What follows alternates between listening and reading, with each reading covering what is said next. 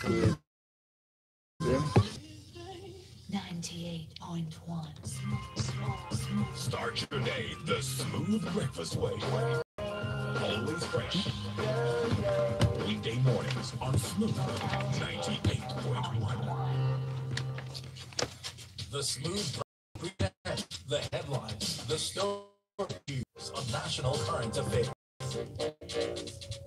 Freshly pressed. Studio. Smooth 98.1. Mics are up.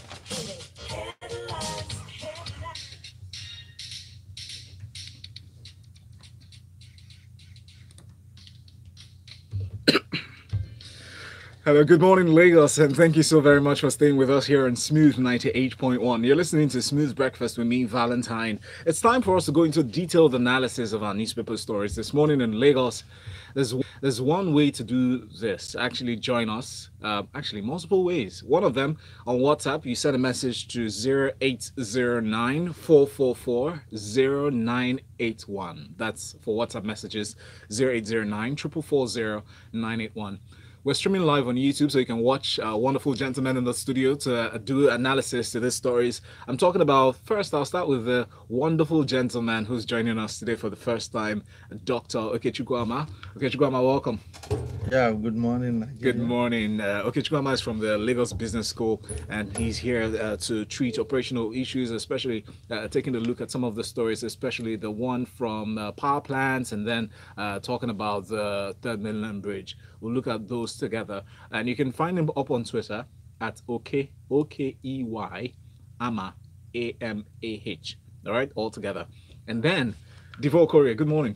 Good morning, Lagos. Welcome. He's at Devoe Okorie on Twitter. Cool. I thought. Yeah, I know. I had my fingers crossed too. Musical cheers. Okay. And then Ikemesit Effiong, he's already voiced his sentiments earlier in the show. Morning, Lagos. Ikemesit is at George Ike on Twitter. Lagos, you can also send us a message on that YouTube channel. Type in the search box Smooth 91 FM Lagos if you haven't found us already, and then use that hashtag on Twitter, freshly pressed 981. Our Twitter handle is at Smooth 91 FM. The first story is from ThisDay newspaper. I'll come to you, Devoe, with this one. PDP takes over Senate as 14 senators defect from APC. I really like how ThisDay newspaper started the story. The first paragraph reads, "It was a bad day for the ruling All Progressives Congress on Tuesday as a gale of defection swept through the National Assembly, with 14 of its leading senators defecting to the main opposition People's Democratic Party." It continues, "So the APC also lost weight in the House of Representatives, with 32 of its members cross-carpeted to the side of the party. Did we expect this at this time? Although we know that we're getting really close to 2019, so these things don't come as a surprise." What is your take on this, though? Well, just to give people some highlights, as of yesterday, there was a shift in the strength and power of who is the majority. The majority became the minority. The minority is now the majority. APC lost 14, that's in the Senate, to PDP, 4 to ADC, and then 1 to, he's yet to declare his party. And now in the House, what you have now, PDP now becomes a majority in the Senate with about 57, while APC has about 49. Afghan won, then 2 vacants. Then in the House, you have 189 senators thereabouts, while APC now has 56. Even though with first reactions, the APC was still claiming that they were still the majority. I'm sure this is just even the first batch to happen. We will see how this plays out. Now, initial reactions should go in peace in their future endeavors. You really wonder where this position of confidence is coming from. While the chairman, the new chairman, that's Oshomole, wasn't. He didn't seem to have that much confidence. Yes, he wasn't as pleasant. And he said these were just big masqueraders with no electoral value, that they had done their best to. He said he gave them some. He said little, with little electoral value. So that they've done their best in trying to address the defections. Early hostilities, as people would, the drama has started. As some said downstairs, that why do you need Nollywood when you have Nigerian politicians? Yes, the drama has started. Let's get enough popcorn and just keep watching, and not only watch but pay attention.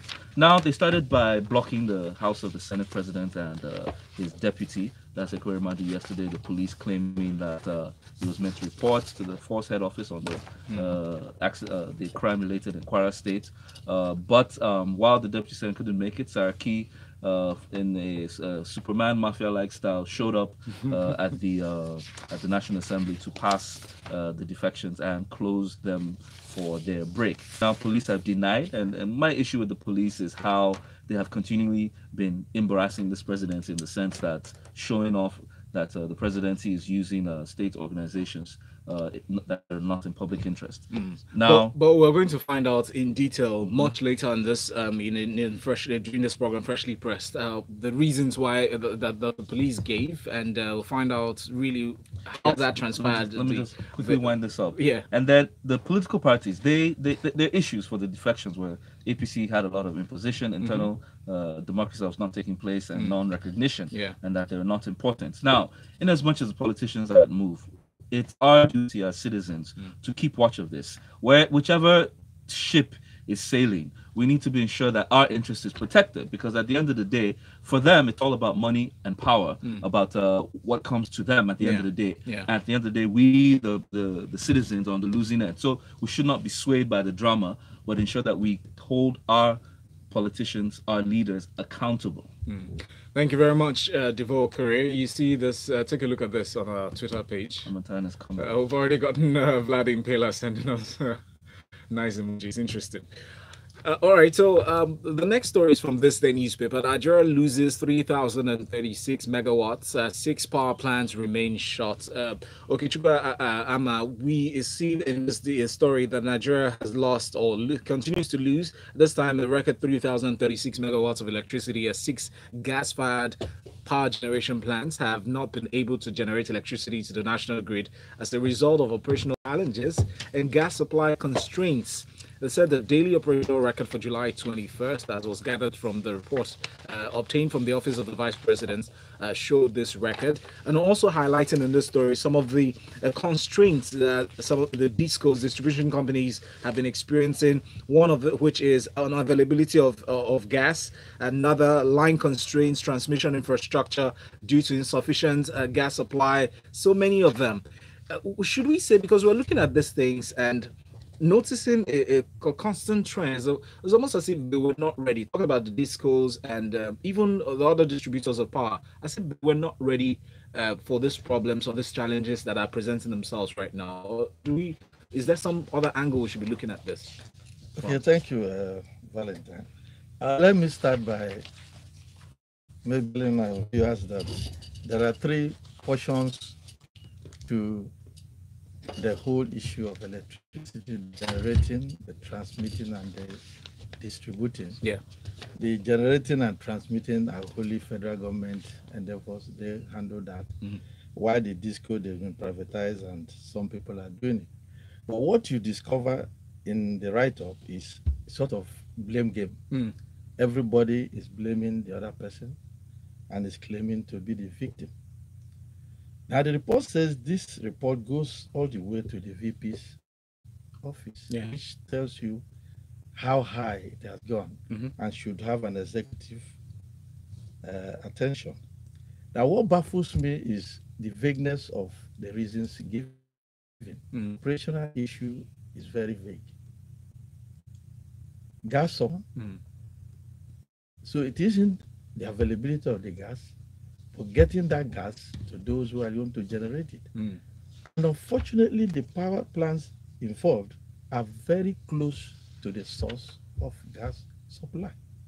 So one begins to wonder if indeed, like you said, are we ready for really give the people the electricity, or we just put these structures there and no plan was put in place? So my contention is that we are not really ready for what we have. We are trying to do something which we never planned for. The federal government said they want to give people electricity, and they're in charge of generating and distributing. And I expect that they should be able to spend money in getting the infrastructure and then being able to work with the oil companies who have the gas to be able to get the gas to people to generate. Now, the second issue is even if we get the gas and get the capacity going, we are looking at 6,400 megawatts. Nigeria needs more than that. The gap, nobody is talking anything about it. Now go to the disco. The disco will always tell you the tariff. Fine, the tariff is low. But what are you doing? I mean, they are the same discos who give us estimated bidding. Shouldn't we expect that they made even more than enough money to, cover this shortfall? That's what I'm telling you, that the issue is you just look for where you blame people, blame other sources. Now they are blaming the tariffs, but their inability to even buy meter to put in people's house. If you see the number of people, those who don't have this prepaid meter, if you see what they pay, it's overwhelming. Overwhelming. Yeah. They pay a whole lot of money. A single house pays as much as, in some cases, very rare cases, actually 50 to 70,000 just every month. Very rare. I'm telling you, that's fairly well, not very rare. No, not very rare. Yeah, I've got tenants right now in Ojo that are complaining. They are dealing with almost 110,000 in estimated bills. Obviously, it appears that they don't even want you to have the prepaid meter, because if you have the prepaid meter, you pay only when you consume, and they don't give you electricity, so you don't pay. So obviously, looking at the whole issue, one wonders if in the next 10 years, even 20, Nigeria will get out of this situation, because there is no infrastructure and there is no plan for us to really make a way forward. So should privatization be the way to go now? Because we see that private companies are in business to make profits. If the government regulations are not stringent enough to actually just keep them in line, how do we go from here? If you want my personal opinion, I have always believed that the government has no business in both generating, transmitting, and distributing electricity. Right. The government is not there. They are not trained for it. They are not efficient. They should give this thing out. If you go to America, states, they have electricity companies that do it. The government doesn't run into it. As long as the government takes this majority part of it and they can't deliver it, then we cannot be talking about efficient supply. Thank you so very much, Okechukwu Amah. We have a message here from Imo in Ikeja. It says generator fuel and diesel are more profitable to the powers that be than making power available. Power generation is not rocket science. It could be easier than this, I'm sure. Biggie from Kitu says the way the Nigerian politics is going, I'm afraid, forgive me to say, jumping from one party to another like a political, for selfish gain, power is was that colorful? No, it wasn't colorful enough for radio. Okay. For at this time, the election in the next year, we expect to see more drama, and Buhari and the IGP is just making Saraki popular for no reason. Move on very quickly to this next story from Guardian newspaper. Ikemesit, police urge Saraki to honor its invitation or face forcible arrest. Your thoughts? It's quite interesting, really. So the police are essentially saying that the invitation which they had issued out on Monday night to Saraki to appear before them on Tuesday morning in order to prevent the announcement of the defection was still valid, and the Senate president did not honor the police invitations. And this is direct quotes, force will not hesitate to use all instruments of the law to ensure compliance with the law, which is a bit rich, because when you think about the reason why the Senate president was had this invitation extended to him, which was essentially to make a statement with respect to his alleged involvement in the attacks, in the attacks in Offa in Kwara State. Pardon me. That occurred in May. This invitation only happened on Monday. This is which raises all sorts of questions. Also take note of the fact that the head of the Nigerian Police Force, this is the same guy, the Inspector General of Police, who has been invited 3 times to appear before various Senate and legislative committees to testify on really substantial issues of national importance. You're talking about the police's alleged complicity in not being responsive enough to security incidents around the country, and he has blatantly refused to do so. And now the same police is coming out to state that they will take all forces or they will take all measures necessary to ensure that the Senate President appears before them, essentially honors their invitation. It sounds very rich coming from the police. One other interesting thing I should flag up in this story is that the police said that it did not authorize the deployment of police personnel to the residences of both Saraki and the Deputy Senate President Okechukwu Amah, which is very rich because we actually saw video of the police in front of those. Yeah, but he came to dispel that report. He's saying that, I mean, us perceiving the presence of the police at the house, I mean, being a sign that they're trying to stall his decision is unfounded, that the Senate President's convoy and others attached to him constituted the number of people that we saw in pictures, you know, around his residence, and that's of Okechukwu Amah. Okay, so let's put it this way. I have people within the Senate President's inner circle who can swear, I don't know if I can use the word swear on morning radio, but who can swear that those pictures that we saw and those police vehicles and the entire paraphernalia, the entire security paraphernalia that we saw yesterday were not those that were ordinarily part of the Senate President's convoy. Interesting. Yeah. So who do we believe? Whose story are we going to take now? I guess we're going to watch the drama unfold. But moving on now, we have a message from Emma in Akoka. Says, what a day we had yesterday. Aside that, I was appalled by the alleged role of security operatives in all of this. I believe things like this are good for our democracy. However, let us not be distracted by the drama. Get your PVC and vote in sensible leaders in 2019. Eku House of Cards. Devoe, see what you cost? Sunday here says, yes, a few National Assembly members have shown their allegiance to Saraki by defecting, but the majority of them are defecting because they have lost out with the governors. We watch how the governors react. So that's where the power resides, in the states.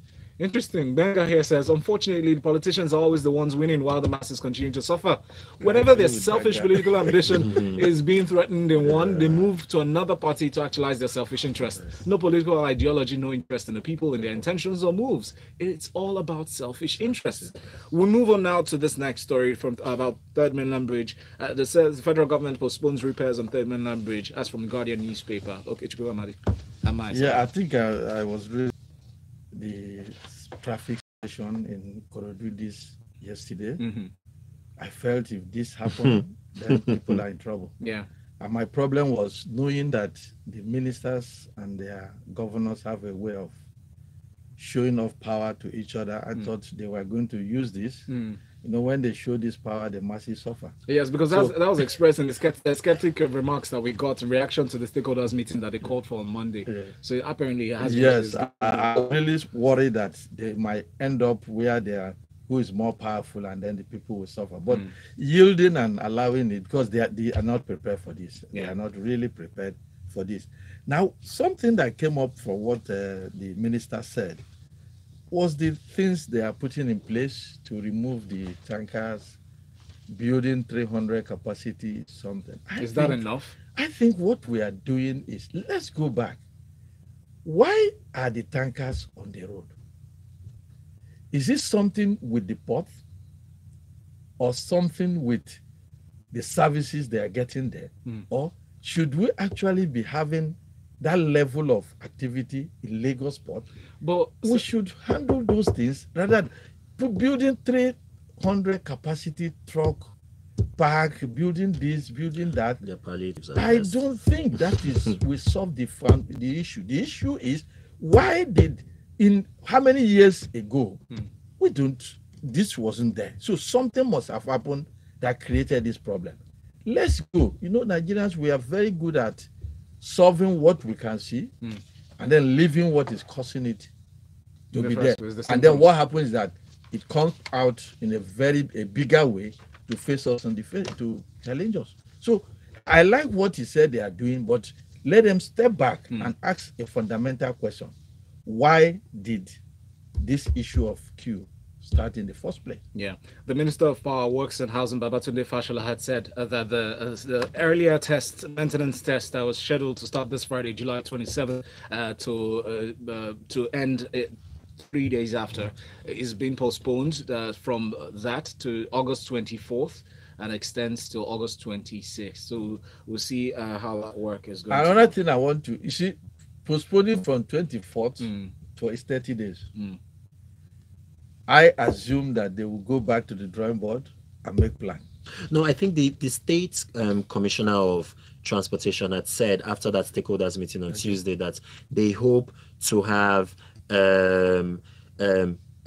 alternative access routes within the Apapa area done within a month's time, and an emergency loading be done within a month's time. So I think that fits with this time. As long as they do that, because what happens is that after giving this relief, we go and relax and nothing happens. Thinking 30 days is such a long time. We hope that doesn't happen. Devoe, the next story is for you from Punch newspaper, talking about Nigerian Air. Experts are seeking more cooperation among airlines, especially with this remark expressed by the chief executive officer, a government involved single-handedly handling 3 airlines, because we know that through AMCON they've taken over Arik Aero operations, and then putting Nigeria Air of things. How's that going to help out our situation with the airline?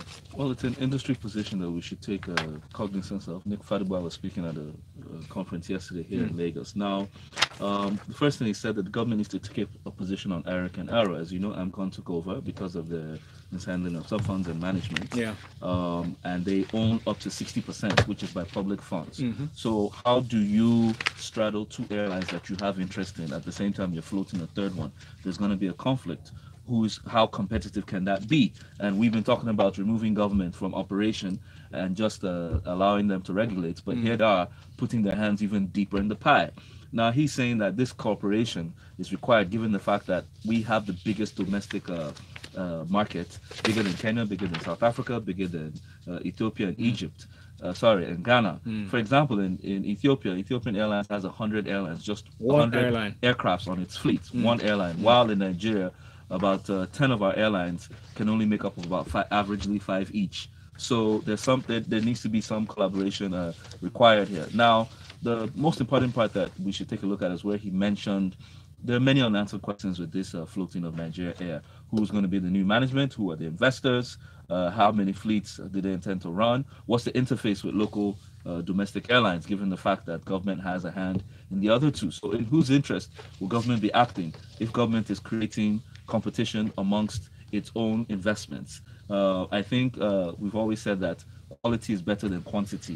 The government needs to review its airline strategy and see how it can, kind of truncate it to show we have one face that can bring about nicely said, more Devoe. benefits. Nicely said, Devoe, especially the part of quality, because so what boosts quality is actually just around competition that creates a better competitive environment and boosted quality control amongst all fields. Now, moving on to this next story, Premium Times newspaper has this one: State Police Bill kills second reading at Reps. Devoe, your take on this very quickly? It's past the second reading. As we do know, there's been a push for state police, given the Femi Gbajabiamila. Thank you. He sponsored it, and he mentioned that enough talk that we need to take action and restructure the security architecture. Well, this was opposed by one of Mongoro of APC in Borno State. He said, well, instead of state police, why don't you give more funds to the police? Also, Achibong from Akwa Ibom did mention that if you do this, at the end of the day, you have too many security agencies. But we do know that the procedure is this: after the second reading, it goes to the states. You need about 2/3 passage among the state assemblies, and it comes back for presidential assent. Well, if the APC, I think what's going to make a marred is this issue of the insecurity and killings that have not been contained nationwide. And if you need support it. I think it's about time.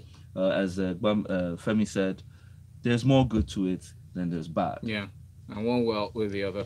Kayode here says, Valentine, shifting political allegiance in Nigeria is typically for selfish reasons. Yet many people are easily excited with drama as if they're watching an Hollywood movie without asking deeply if their interests are protected. Nigerians easily give up on any government in power without thinking about what happens when the change they seek does happen. You can then see why the country remains underdeveloped. Thank you, Kayode. Rainmaker says the police has consistently proven that they can be a stooge to any man who either has political or economic power. Val, how will we believe the police PRO who said that protesting officers in Maiduguri just came to ask questions? Remember the army denied their own officers got killed weeks ago? On cross-carpeting, I think it's high time we find ways to pass laws curbing, sharp decamping. I want the masses to know everything that happened in the National Assembly is a struggle for power and personal interest. It was never for us. So anyone rejoicing or throwing shades should check him or herself. Welcome on board to the good doctor. We look forward to drinking from your knowledge. Morning, guys. Thank you very much. Moving on. Still talking about the police. Now, lawyers beat cops.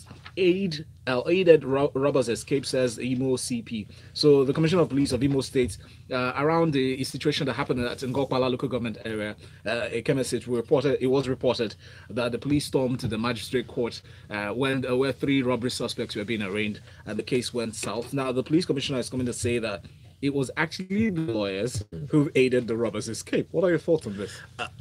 Honestly, so I had a fairly well-defined set of thoughts with respect to this. Yeah. Until I came in this morning and I read this, and all I can just say is, wow. It's all I can say. Yeah. So the Imo Commissioner of Police essentially said, amongst other things, that he can't believe lawyers who are supposed to know more about the law are protesting on the streets about a case before a court of competent jurisdiction without allowing the court to adjudicate it. He said that the police is currently in possession of a video clip that shows how the lawyers broke chairs and used it on them. And interestingly, the lawyers have already been arraigned by the police before a different magistrate. We've not heard any word from the lawyers involved. That's the particular lawyers involved. We don't know if they have legal representation. We've not heard from the magistrate who was supposedly beaten.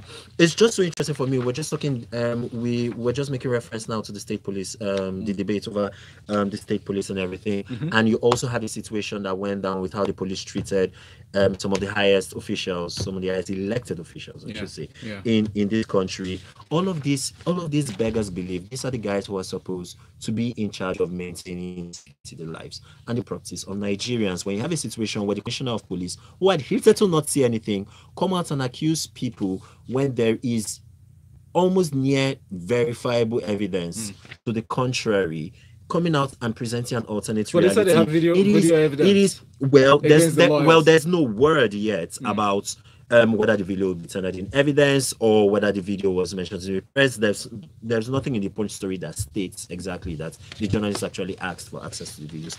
So all of this is just interesting, really, and these are the kind of things that continue to fuel the concern that Nigerians have about the security agencies and how they conduct themselves. Yeah. Uyi from Twitter here says, I know the law is no respecter of anybody, but the IGP should use discretion in dealing with the office of the Senate President. G Mark on Twitter says, politicians jumping off the sinking ship onto another is no surprise to us. Electorates need not be deceived by all the drama. It's all office politics. We should look beyond party platforms, but dig deeper and research the characters of those seeking our votes. Very quickly, let's touch on this last story. Ezekwesili and others seek constitutional amendments on ECA. Said Minister of Education and Vice President of the World Bank's Africa Division, Mrs. Obi Ezekwesili, has called on the federal government in this report from Punch newspaper to quickly initiate the process of amending the Constitution to legalize the savings derived from an increase in the price of crude oil. Yes, so the ECA is the excess crude account, which essentially was a creation initially of, I think, the Obasanjo administration. Yes, and the entire idea of it was to save any excess. So when you look at the budgeting mechanism in the country, so whatever excess from the prevailing crude price of oil and the budgeted benchmark as agreed by the National Assembly, right, whatever excess that we get over the course of a financial year, we put it in the ECA. The problem has been hitherto, there is no law that provides for the ECA. It was essentially a government policy regulation. We saw under Goodluck Jonathan that the state governors pressured him to make consistent financial eases out of the excess crude account, and it went from, I think it went from almost $60 billion or something like that to about trickle down to about $2.5 billion. This the event under which Ezekwesili said this, the All Revenue Tracking Initiative event, I was at the edition, this happened in Abuja. Essentially what the folks are saying is, let us create a legal mechanism. Ideally, let it be a constitutional amendment, so it's a first line charge, nobody touches it. Once the money comes in, it's debited straight into the accounts, and we'll not have a situation where we've saved $2.9 billion over the last 10 years when Saudi Arabia has savings of $1.29 trillion, and we all sell the same commodity. So we don't go back to the recession as they started, because they're showing the same triggers around the story. Yeah. Quickly on Twitter, Memphis Boniface says IG was invited to answer questions on Dino's arrest and other national security issues. Not the main reason, but Saraki was invited to clarify the questions arising from a robbery investigation that involved 30 casualties.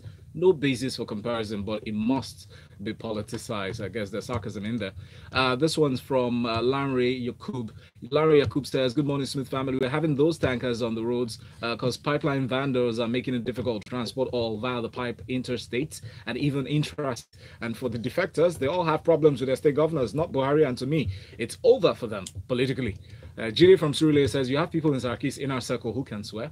Have you observed that they post on social media? Yeah. You call 2 or 3 squad cars and a pickup laying siege. How did the Saraki's vehicle get on the road beside a school in the first place if the police laid siege to apprehend them? Somebody else sent a tweet on here on our platform, Steve Obiako. He said the police will always deny involvement when they miss it. We saw the blockade made by police vehicles and the Senate president walking on foot. National Assembly correspondent saw and reported these. Unfortunately, we can't take all the messages that are streaming in, but we promise you that this story, especially talking about police invitation of Saraki, will be a close look will be taken on that at Lagos Talks 981 at 9 o'clock. The number to call then is 0144899981. Special thanks to Okechukwu Amah for coming in today. Thank you so very much. Thanks. I wish you a lovely vacation after this. You'll be back in August. And special thanks to Can Devoe I go Okorie. with you? Devoe, thank you. Ikemesit, thank you. Lagos next. We talk about sports at 8:15. Good morning. Right.